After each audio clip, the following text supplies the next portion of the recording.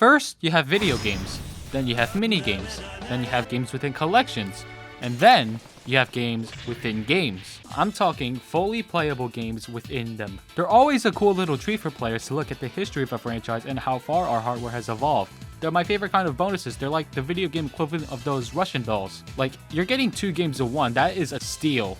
With hardware becoming more powerful, it makes sense to put in some games within them, right?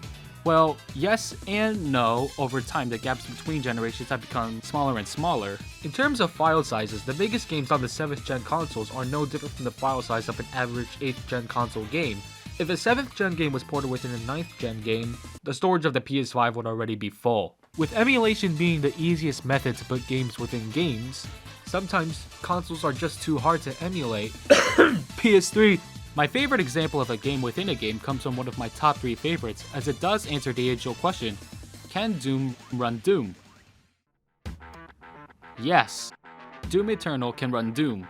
What's really cool about this is, if you look in the files, the classic Dooms are actual WADs, so you can modify your Doom 2 WAD to whatever is vanilla compatible. Imagine playing My House in Doom Eternal, is that vanilla compatible?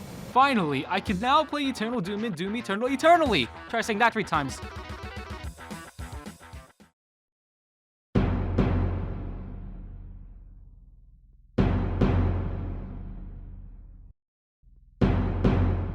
Remakes. Indicators of how far graphics have gone, and ways to play games that we don't have access to. What's bad about remakes today is how they're seen as ways to replace old games rather than making history coexist with modern times. And unfortunately, a lot of remakes, either good or bad, do such. Spyro Reignited trilogy, no way to play the PS1 games now. Resident Evils 2 and 3, no way to play the original ones. Demon's Souls remake, what PS3 game? In a perfect world, the original games and remakes would coexist on modern storefronts, but unfortunately, that's not the case for most games. But there is one very rare type of case where it is a net positive for a remake and classic.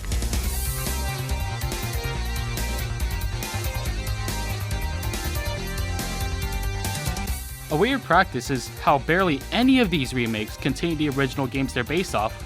It's something I really want to see more of. There are 3 remakes that I can recall that do this, though do let me know if there are more.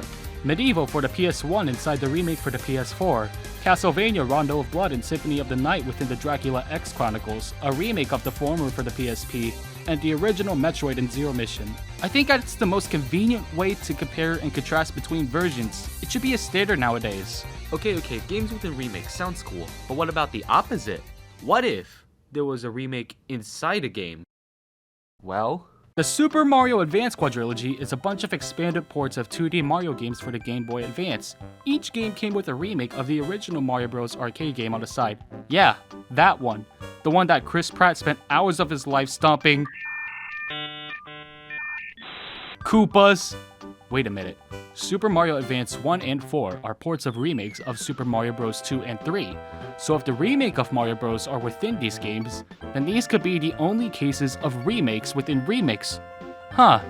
Aside from maybe Pac-Man, Mario Bros. Seems to be the most redundant example of a game within a game. Superstar Saga, Mario Advance Quadrilogy, Super Mario 3D World, and Animal Crossing. Oddly enough, the first Animal Crossing is the only game within the series to have games within games. 20 NES games, granted the ones obtained through playing the game aren't the best of the console, and some are obtainable through other means, but still, 20 games. On top of that, the emulator that runs these games is a full-on NES emulator, so if you have ROMs in your memory card, the game will recognize them and be able to play them. In terms of having games within games, Nintendo seems to have really peaked here, and they've done nothing close to Animal Crossing ever since, as few games have one within them. I think that Animal Crossing was the turning point where Nintendo realized that, as a way to gain more money, they can re-release their older games. It's probably the reason why they did not put games within the other Animal Crossing titles. Animal Crossing is one of the first instances where Nintendo made people want to experience their past in their original form. And from my theory, Nintendo wouldn't have tons of stuff referencing the old days or releasing old games without Animal Crossing. One cancelled port of a game within a game is Super Metroid within Metroid Prime. Originally, Retro Studios was going to put Super Metroid into Prime, but Nintendo didn't like that because they used a third-party emulator. We could have had what are deemed the two best games in the series, but this is Nintendo we're talking about. With the remaster of Metroid Prime, although the Super Metroid port didn't happen again, it makes me wonder why Retro Studios didn't go back using a first-party emulator. I know that we have it with Super Metroid and Switch Online, but it'd be cool for Retro to come full circle. Wonder why they didn't. Now, I know it's not a full game, which is supposed to be the topic of this video, but when Uncharted 4 came out on PC, I reached the Crash Bandicoot part and... Holy Jesus. What is that? What the fuck? Yes, not only is the frame rate uncapped for Uncharted 4, but for Crash Bandicoot as well. I'm playing it at 4 times the frame rate of Crash Bandicoot. We humans shouldn't see this. For decades, we've been so used to this game running at 30 FPS. But this is the most horrifying thing I've ever seen. About 2 years ago, a code for Homefront the Revolution was discovered that unlocks a full native 4K port of TimeSplitters 2, one of the most beloved FPS games of the 2000s. Originally, there were only 2 levels for the game, but the developers lost the hidden code for the full game, so it was lost to time for around 5 years. My god, that's a long time. Well, I bought Homefront the Revolution just for this reason. Maybe I'll give both a fair shake. That was a game. It exists. I mean, I guess it's alright. But I've reached TimeSplitters 2. Finally, it took me like 8 hours. Let's get to it. This is better than the actual game that it's within. And that to me is sad. Having TimeSplitters 2 creates this narrative that the only thing notable about Homefront the Revolution, a game with such a hellish history behind it, was that it had TimeSplitters 2. And that's the negative of having a game within a game.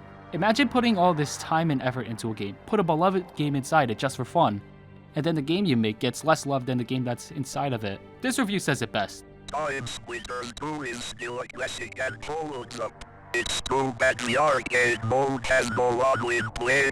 Weird that you have to unlock all the levels with a code. It's also weird that it comes packaged with Homefront the Revolution for some reason. From a business standpoint, you want to attract consumers with the new hotness, but if the old gold is in the new hotness, you want to make sure that the new hotness is good enough to stand out.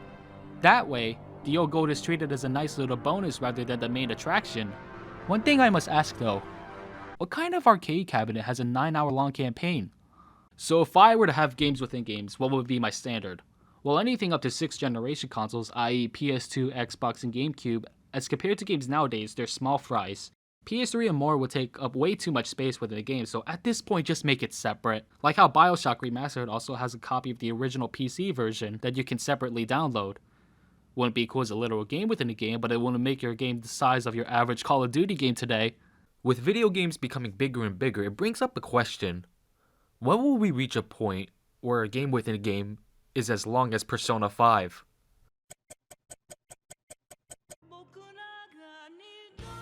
At least I maximize all my social stats.